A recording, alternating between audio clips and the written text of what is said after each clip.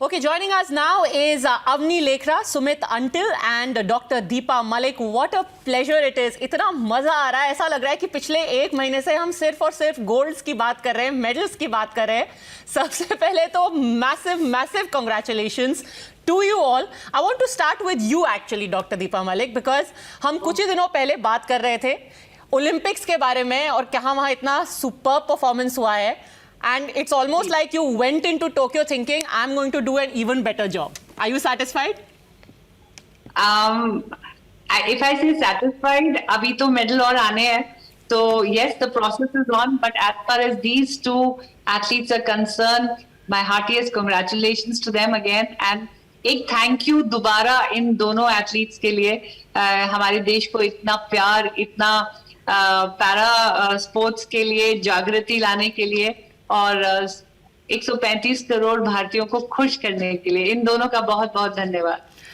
अवनी, आपसे शुरू करना चाहूंगी क्योंकि आप 19 इयर्स की हो. 19 इयर्स में एग्जाम के ही प्रेशर में कितने बच्चे परेशान हो जाते हैं. अब आपको एक मेडल का प्रेशर और उसके सेलिब्रेशन का प्रेशर भी और ऊपर से इंटरव्यू का प्रेशर भी हो रहा होगा.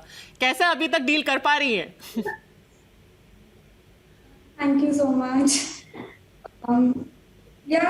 प्रेशर तो था बट अभी मैं उतना उस पर मतलब मेरा सिर्फ फोकस प्रोसेस पे ही रहा है और अभी ना मैं सेलिब्रेशन की इतना सोच रही हूँ क्योंकि I have 3 more events to go. So अभी I'm just thinking to give my 100% in those events as well. And सबका इतना सपोर्ट रहा है, पूरे इंडिया से इतने प्रेयर्स, इतनी सपोर्ट मिल रही है, उसके लिए I am so grateful to each one of you. So thanks a lot. आपके फादर के बारे में पढ़ रही थी, बहुत उन्होंने मोटिवेटेड रखा आपको, स्टीयर किया आपको शूटिंग की तरफ. ये बताइए पहला रिएक्शन आपके पापा का क्या था जब मेडल मिला? He was very happy. He was, I guess, more happier than me. और मतलब बहुत मेरी मम्मा मेरे साथ थी एंड वो बोल रही थी कि she was literally in tears जब हमारा national anthem हो रहा था. तो it's only because of my family that I am here and it's they are so supportive. They have been in my ups and downs. So I'm so thankful to them also. Sumit, आपका जब आपने throw किया था उसके बाद there was almost जो आपका reaction था, आपने 3 बार बहुत जोर से शाउट किया. वो क्या था? वो आपका पूरे महीने भर का जो प्रेपरेशन था या कुछ गुस्सा था, क्या था उसके पीछे? था क्या वो जो आपकी जो स्क्रीम थी थ्रो करने के बाद? जैसे कि मैम मैं ट्रेनिंग में काफी अच्छी थ्रो गया तो मैं लगभग श्योर था कि मैं नया वर्ल्ड रिकॉर्ड बनाऊंगा. जैसे ही मैंने पहली थ्रो की तो 9.95 समथिंग लगी थी. तो ये नया वर्ल्ड रिकॉर्ड था. तो मेरे को पता था कि मैं इससे बेटर कर सकता हूँ. तो मेरा ध्यान और किसी खिलाड़ी पे ना होके खुद पे ही था. लेकिन जब लास्ट 5th थ्रो लगी 66.55 तब मेरे को ये हो गया, हाँ मैंने कुछ अलग किया है. लाइक 3 बार एक ही इवेंट में वर्ल्ड रिकॉर्ड ब्रेक करना. और एग्रेशन मैं पिछले 1 महीने से अपने कोच से बोल रहा था कि मेरे अंदर भड़ास सी भरी हुई है, ये निकल नहीं पा रही है. तो उन्होंने बोला था कि ये कंपटीशन के लिए बचा के रख. तो जितना मैं कर सकता था मैंने अपना फुल एफर्ट दिया था. तो वो अंदर से ही निकल रही थी और जो भी थी. और वो दिख भी रहा था कि ऐसी भड़ास निकली कि आपने मेडल रिकॉर्ड भी तोड़ दिया. काफी भड़ास भरी हुई थी क्योंकि ट्रायल्स में मैं सेकंड था और अंदर से वो था कि बहुत ज्यादा बेटर करना है आगे लाइफ में. तो वो सारी भड़ास इकट्ठी कर रखी थी मैंने, जो कल निकाल दी मैंने ग्राउंड पे. और आपको तो सभी बोल रहे होंगे, पहले ओलंपिक्स में गोल्ड, फिर पैरालंपिक्स में गोल्ड, अब तो जो जैवलिन अकेडमीज होंगी इंडिया में जगह जगह पे, वो क्रिकेट अकेडमी के बगल में एक जैवलिन अकेडमी भी खुल रही होगी, है ना सुमित? जैवलिन की अगर जो बात करें इंडिया में तो काफी अच्छे एथलीट्स हैं, वर्ल्ड लेवल के एथलीट्स हैं, वो ओलंपिक्स में हो चाहे पैरालंपिक्स में हो. मेरे को एक बात का थोड़ा वो है कि जो मेरे कलीग थे संदीप भाई साहब, वो वर्ल्ड नंबर 1 थे. क्योंकि मैं चाहता था कि गोल्ड और सिल्वर इंडिया का आए, तो वो अनफॉर्चुनेटली 4th रह गए. इस बात का मेरे को थोड़ा वो है. बट फिर भी दिन होता है ये एक। तो मैं देख रहा हूँ जैसे फ्यूचर में आने वाले में जेवलिन हब बन जाएगा इंडिया, क्योंकि काफी अच्छे एथलीट्स आ रहे हैं। डॉक्टर मलिक, जैसे कि अभी बता रहे हैं, सुमित भी बता रहे हैं कि काफी चेंज हुआ है, जिस तरीके से ट्रेनिंग हो रही है, मोटिवेशन हो रहा है, एक्सपोजर विदाउट अ डाउट। क्या ओवर द इयर्स आपने चेंजेस देखे हैं?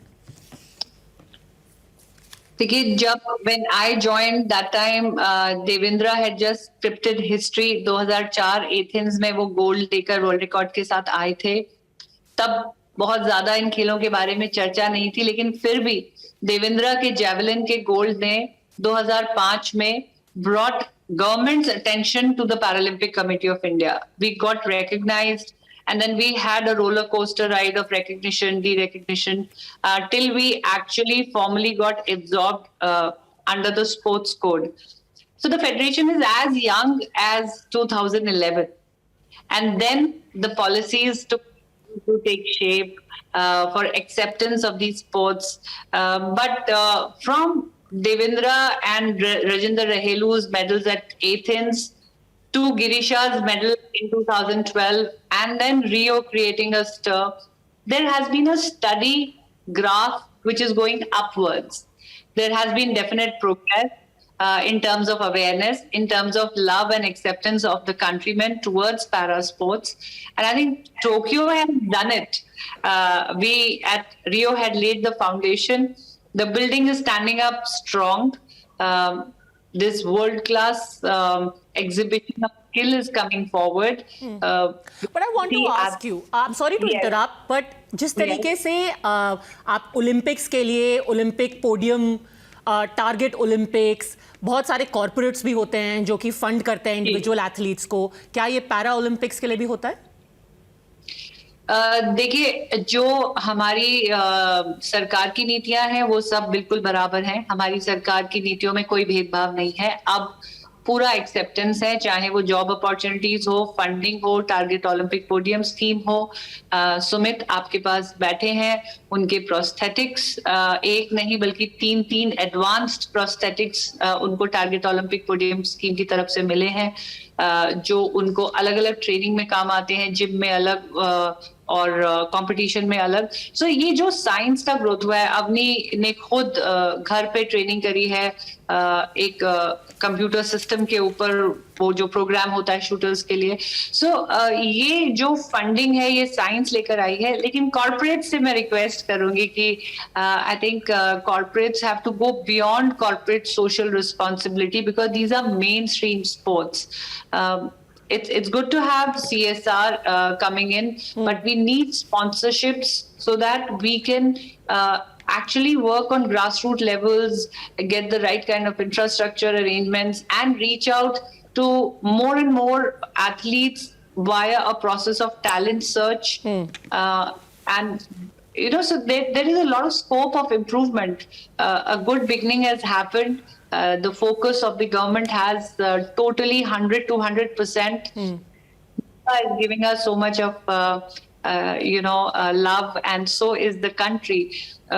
Now is the right time for the sports to develop and grow, because there is amount of potential out there.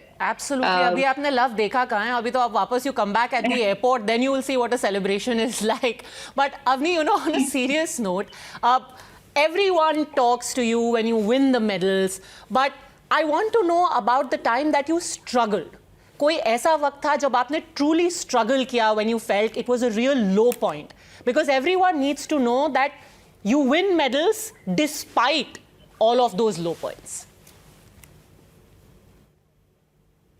It's not always good.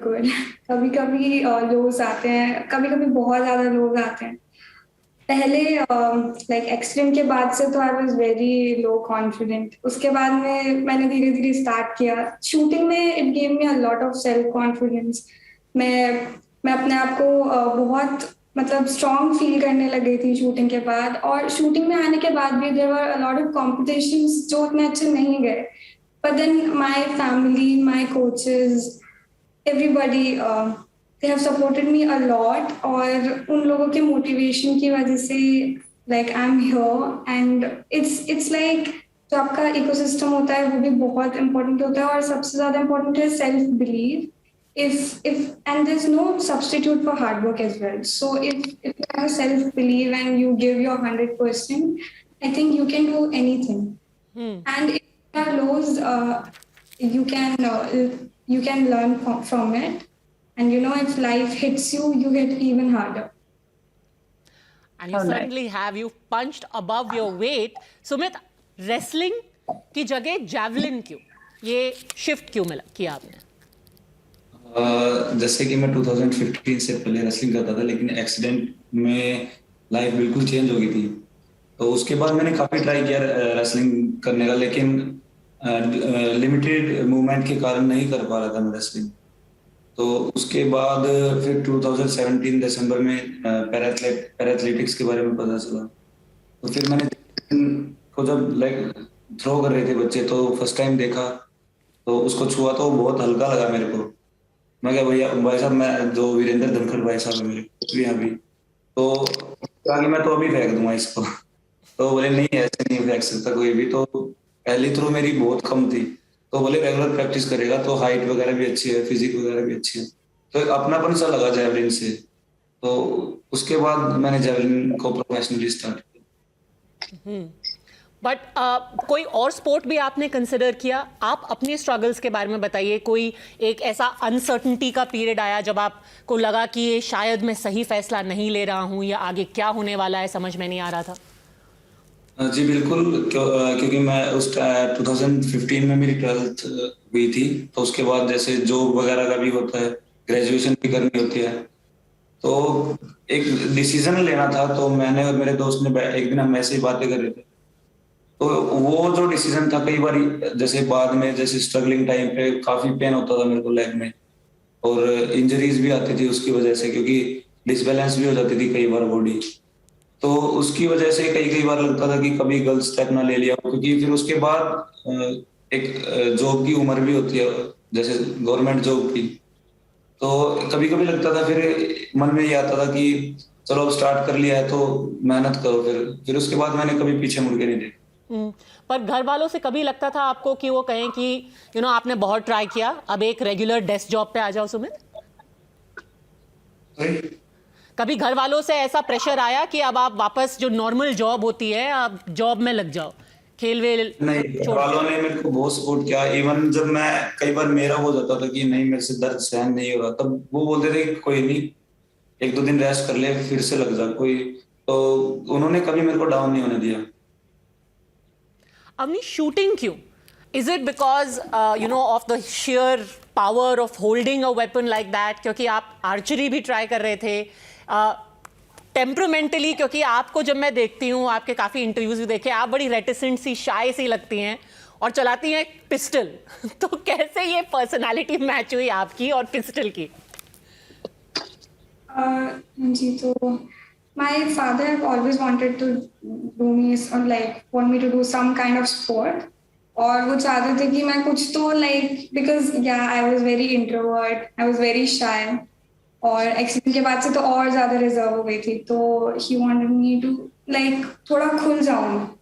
तो उन्होंने हमारे घर के just beside there's shooting and archery ranges. तो 2015 के मेरे summer vacations में he took me there. और मैंने आर्चरी भी ट्राई किया, बट उस टाइम पे बॉडी में इतनी स्ट्रेंथ नहीं थी कि पूरा बो आप खींचो. Then I tried shooting on the same day, और जब मैंने राइफल उठाई तो मुझे मतलब ऐसे कनेक्शन फील हुआ, ऐसे कि हाँ it's something I can do. और जब मैंने शॉट्स फायर करे फर्स्ट तो दे वर प्रीटी ओके. और फिर मुझे लगा कि आई कैन ट्राई. एंड तब ऐसे नहीं था कि इट इज यही अब है सब main goal and all, but धीरे धीरे व्हेन आई स्टार्टेड कंपीटिंग, और जब मैंने अपना फर्स्ट नेशनल खेला, तो I won a bronze medal in that. तो तब मुझे लगा कि नहीं, अब तो गोल में कन्वर्ट करना है इसे. एंड देन उसके बाद से आई टुक शूटिंग अ लिटिल प्रोफेशनली. और I started rifle shooting since then. I guess इसीलिए कहते हैं don't judge a book by its cover. Who would have thought of all the things you would feel connected to a gun? But now I want to ask you, अभी आपके ऊपर बहुत सारे rewards की बारिश हो रही है. सुमित, ऑनेस्टली बताइए, एक गिल्टी प्लेजर जिसमें आप इंडल्ज करेंगे, क्योंकि अभी पैसा भी मिलेगा, कैश रिवॉर्ड मिलेगा, सारी स्टेट गवर्नमेंट्स देंगी, एक्सेट्रा एक्सेट्रा. कुछ तो एक मन में होगा कि मैं एक वो चीज खरीदूंगा वापस इंडिया आके. नहीं, ऐसा तो कुछ भी नहीं है. मैंने रिवॉर्ड के बारे में तो सोचा भी नहीं था. मेरा पहला फोकस यही था कि मैं मेडल लेके आऊंगा गोल्ड, क्योंकि इस वर्ल्ड चैंपियनशिप में मैं सिल्वर रह गया था. पर वो भी वर्ल्ड रिकॉर्ड था मेरी F64 कैटेगरी में. वो एक मलाल सा रह गया था कि नहीं, मेरे को अपने मेडल का रंग चेंज करना है. बाकी मैंने उसके आगे की नहीं सोची थी, रिवॉर्ड्स वगैरह की तो अभी तक मैंने कुछ ऐसा डिसाइड भी नहीं किया है. पर कुछ एक मन में तो कुछ होगा. चलिए, एक छोटा सा ही कुछ होगा कि मैं एक ऐसा आलू का पराठा ही खा लूंगा. कुछ तो होगा जो आप लुक फॉरवर्ड करते होंगे, या आप दोनों ऐसा कह रहे हैं कि नहीं जी, हम तो बस ट्रेनिंग ही करते रहते हैं दिन में 6 घंटे 8 घंटे. कुछ तो होगा, कुछ तो नॉर्मल हमारी तरह बोलिए कि हम आइसक्रीम खाएंगे या पराठे खाएंगे या गुलाब जामुन खा लूंगा घर आके, गाड़ी खरीदूंगा. हाँ, गाड़ियां मेरे को बहुत ज्यादा पसंद है, और मेरे को एंडेवर गाड़ी बहुत ज्यादा पसंद है. तो अगर तो भगवान ने चाहा तो मैं जल्दी उसको खरीदूं. देखिए, अब इसमें हम कनेक्शन फील कर सकते हैं. आप अपने जैवलिन से कनेक्टेड हैं, वो अपनी गन से कनेक्टेड है. नॉर्मल लोग गाड़ियों से कनेक्टेड होते हैं. What about you?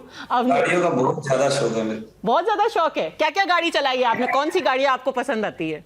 गाड़ी तो नहीं चलाने, ऑडी वगैरह तो चलाई है मैंने, जैसे दोस्त की. वैसे मेरे पास क्या बात है, fast cars. Avani, any guilty pleasures? I would like to meet my friends. हम साथ में सेलिब्रेट करें, मूवी देखें, यही सब बस. थोड़ा नॉर्मल, क्योंकि अभी ऐसे है कि यहाँ से जाने के बाद I have to give my exams also. So एक बार ये सब फिनिश हो तो I'll take a break and then I'll meet my friends and family and spend some quality time with them. That's it. All right, spend some time with your family. Final question to you, Dr. Deepa Malik. Did you see the madness at the airport when the Olympic contingent came back? You better be prepared. Are you prepared? I hope I can see some bit of it, because I'll be the last one to enter India after the whole contingent has left. But I really wish all the athletes, this is their time and their time to absorb all the love and happiness, because everybody is returning in batches due to COVID protocols out here. तो मुझे बहुत खुशी है. मैं television पे देखूंगी, मैं online देखूंगी.